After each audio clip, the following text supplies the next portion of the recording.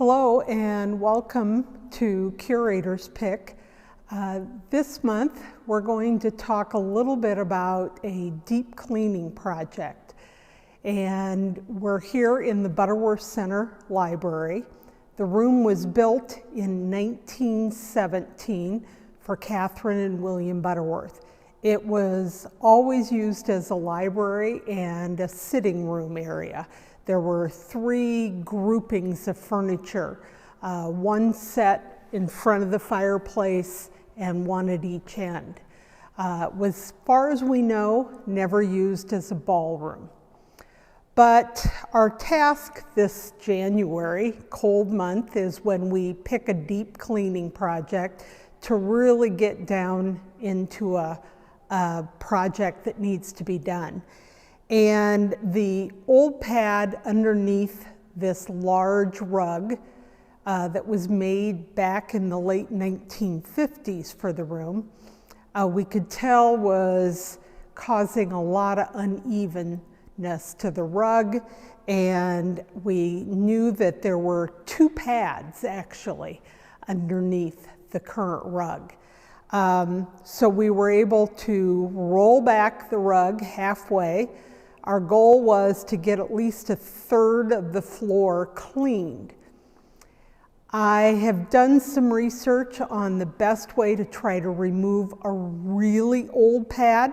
The one pad came up pretty easily, but the other pad has probably been here since the 1950s, and it's adhered to the wood floor. It's almost like cement. But other times, in other places in the house, I've had a lot of success with slowly lifting little pieces away and getting off that old pad. So that was what we were going to try to do. I'll tell you how well it's worked in a little bit.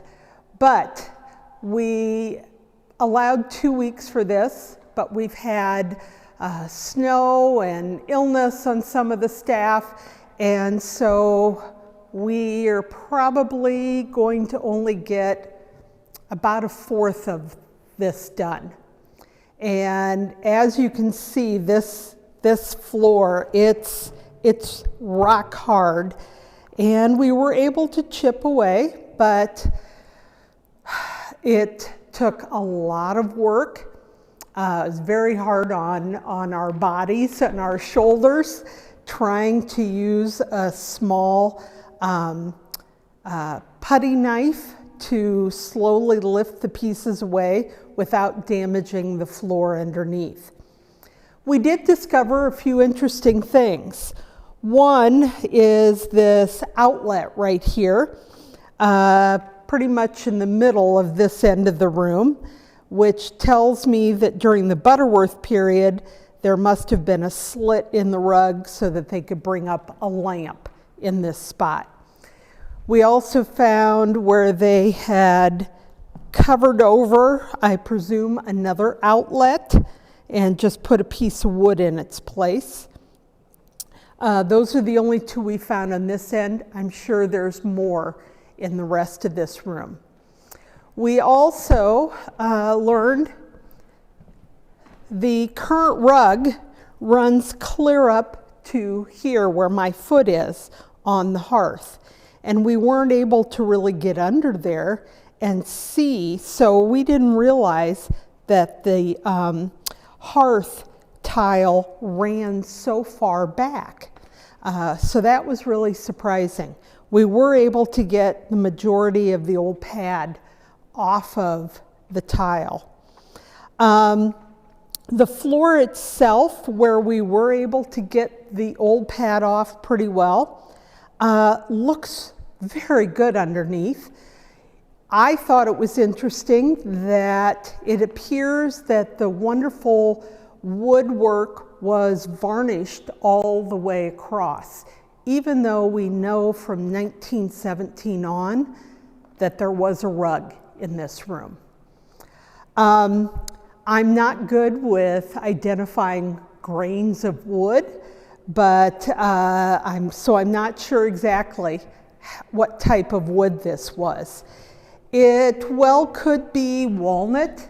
They did use a lot of walnut in both of the houses, but we're not sure. What is interesting is the width of these boards on the floor. They're 8-inch wide, and a full length piece is about 98 inches long. So very long, fairly wide boards.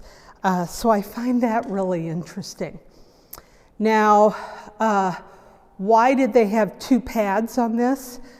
I'm assuming that they discovered what I discovered, that this stuff does not want to come off. And so they just put another pad over it. What we're going to do is stop here. We are going to put down a new pad on at least half of the room, right over the top of this. Wasn't my first choice, but I think that we're doing more damage than is worth it. I don't think it'll make things too unlevel. We're going to have a nice fresh pad underneath that I think will really cushion the rug much better. The rug, I'll show you a picture of it once we get this all unrolled. It's a wonderful rug, but it's much, much bigger than the rug that the Butterworths had in here. I've looked at several old pictures, and the thing that strikes me is that there's a lot more wood around the perimeter than the 50s rug that the Butterworth Center put down. We know that the Butterworths originally had an antique oriental rug that laid on this floor from 1917 until probably about 1953-54. And we believe that it was a good 4 foot away from the bookshelves. So you would have seen that beautiful wide planks all the way around. And that tile around the hearth, you would have seen all of the tile, and then a good foot and a half or more of the wood floor before you saw the oriental. So what we're going to do is we're going to bring in the new pad, and we'll take some more video after we get the pad down, and then we'll also show you the finished product. Not quite what I had planned, but that's what happens in historic houses. When you get into a project, sometimes you discover that things done in the past can't be reversed, which is something I learned in museum studies school, is you don't do anything you can't reverse. And that definitely is not going to happen here. But thanks for joining us, and we'll be back in just a little bit. We are making progress. We're starting to unroll the carpet back into the room, and the pad is down underneath the section we worked on. It's a wool padding without any rubber to it, so hopefully it will hold up a lot better and not adhere to the floor. Right now we're cleaning off the back of the carpet. There's some of the that early rubber pad that we can't seem to get off the floor. We are getting it off the back of the carpet. It's not the whole carpet, just sections of it. And we're actually using a table knife. We didn't want anything sharp to do any scraping with, but we have been able to get the worst of it off. We also found some tears, not to the carpet, but to the backing. And I found a material very similar to that we're putting on the back side of the carpet as kind of a reinforcement where it's been weakened. So hopefully that will prolong the carpet itself. Well, we have the rug completely down. We've scraped any pad residue off the back of the carpet and patched some tears in the backing to the carpet.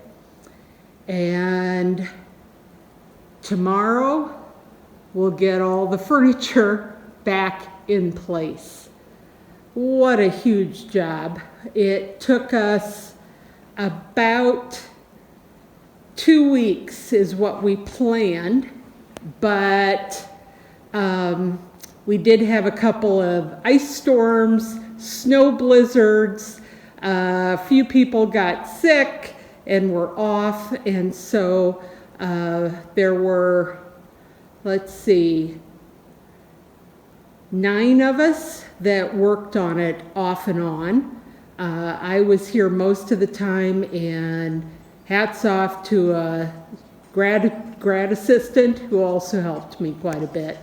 But the B&G Buildings and Grounds staff did a great job, and we've got half done and another half to go.